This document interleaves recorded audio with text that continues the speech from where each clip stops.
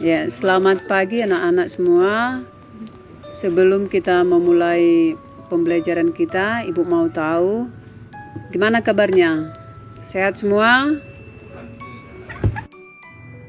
Selamat pagi, Bu. Kabar kami sehat. Gimana kabar Ibu?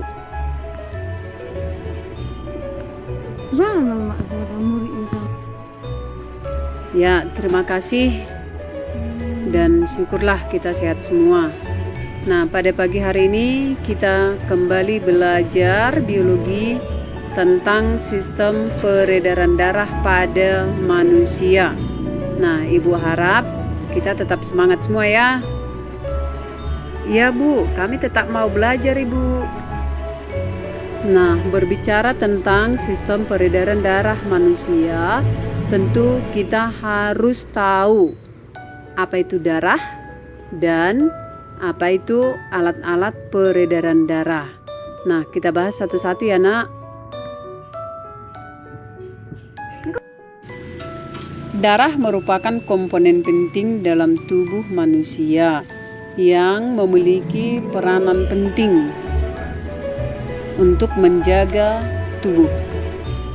Darah pada manusia terdiri dari plasma darah sebanyak 55% dan sel-sel darah sebanyak 45%. Nah, plasma darah itu terdiri dari air, kemudian ada protein. Sedangkan sel-sel darah terdiri dari sel darah merah atau eritrosit, sel darah putih atau leukosit, dan keping darah atau disebut dengan trombosit. Nah, setiap sel darah itu mempunyai fungsi yang berbeda-beda ya. Sel darah merah atau eritrosit berfungsi untuk mengangkut oksigen dari paru-paru menuju seluruh jaringan tubuh. Sel darah merah itu mengandung hemoglobin yang mampu mengikat oksigen maupun CO2. CO2 nanti akan diangkut dari seluruh sel menuju ke paru-paru. Ya. Yang kedua, sel darah putih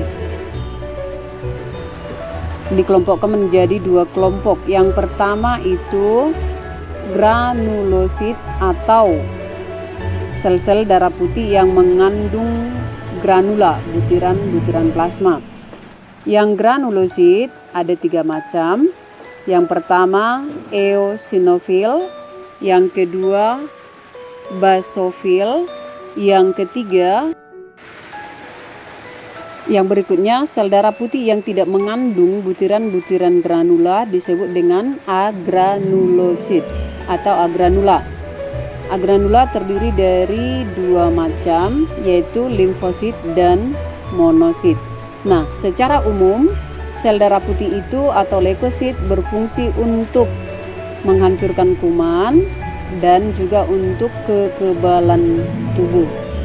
Nah, sel darah yang ketiga yaitu trombosit atau keping darah.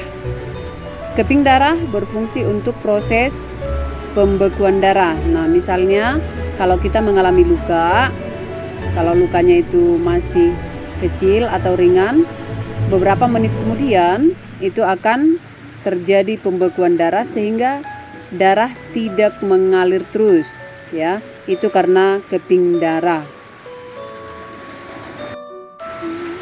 Nah, itu tentang fungsi darah. Nah, sekarang Ibu beri kesempatan untuk memberi pertanyaan atau bisa memberi pendapat. Silakan anak-anak. Oh iya Bu, terima kasih. Saya pernah mengalami luka di tangan, kemudian lukanya sering tertutup dan saya tidak membersihkannya Bu. Beberapa hari kemudian di sana ada cairan putih Bu, sementara darah itu kan warna merah. Tapi di sana ada yang cairan putih. Kira-kira apa itu ya Bu? Ya, kenapa ada cairan putih pada luka yang tidak dibersihkan? Sebenarnya di lukamu itu sudah ada kuman atau benda asing. Nah, tadi sel darah putih itu berfungsi untuk menghancurkan kuman yang masuk ke dalam tubuh. Nah, jadi sel darah putih yang ada di sekitar lukamu itu istilahnya berlawanan ya dengan kuman tadi.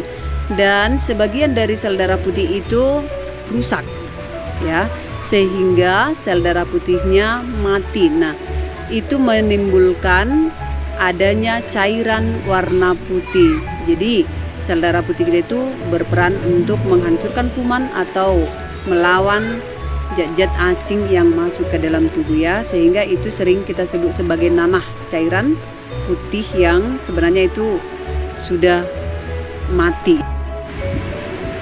Terima kasih Bu atas penjelasannya. Ya, nanti kalau saya mengalami luka lagi, saya akan rajin Bu membersihkan sehingga tidak ada lagi nanah yang ada di sekitar luka saya. Oke, kalau tidak ada lagi yang mau bertanya, maka sampai di sini pertemuan kita untuk hari ini.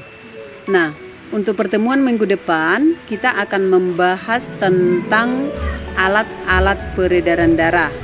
Nah, Ibu mau supaya kamu berusaha untuk mempelajarinya di rumah sehingga minggu depan kita akan lebih mudah untuk mempelajarinya. Sekian dan terima kasih. Sampai jumpa minggu depan.